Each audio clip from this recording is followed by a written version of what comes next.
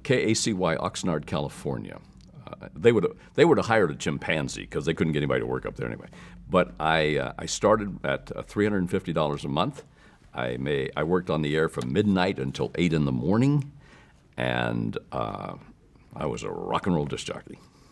And at some point, did you develop this very radio voice you have, or is that what you learned in broadcasting school? I don't know where it came from because, like I said, when I left high school, I was singing as tenor in the choir, and I have no idea where it all came from.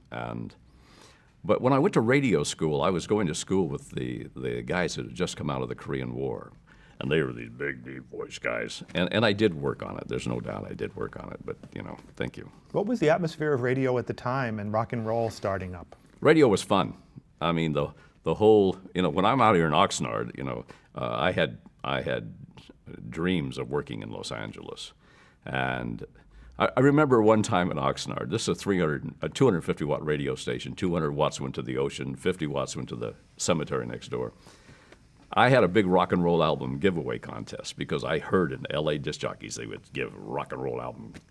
So I went to the station and they wouldn't give me any albums. So I went out and I bought 2 albums at retail at Pal's Records in Canoga Park. And I went on the air and I started promoting my contest. Big rock and roll album, So finally, I must have mentioned it 200 times. Finally, it's time. So I said, I'll tell you what I'll do. I'll give them to the first person that calls. And nobody called. So I made up a name and I took them home. And I realized right then that I'm sitting in the middle of an orange grove talking to myself. So one morning, I got off the air at 8 o'clock in the morning, and I had a little Volkswagen Bug, and I decided to drive to the #1 station in Los Angeles at the time, KRLA. I wanted to see what the big guys looked like. And I drove into the station. I was sitting in the lobby there about 10 o'clock in the morning, and they were having a disc jockey meeting, so all the disc jockeys were there, except for the all-night guy. He had a sore back and couldn't make it. His name was Frank Pollock. And none of the other guys who were working 3 hours a day wanted to sit in for him. And I could tell there was a big hassle going on and everything. So I walked up to the program director, in my Gary Owens kind of, hi there, I'm a disc jockey.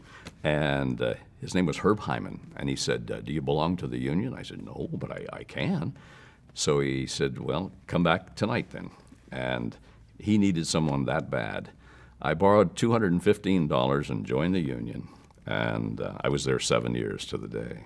And you officially quit in Oxnard? Yeah, quit, KACY, and I became the all-night man at KRLA.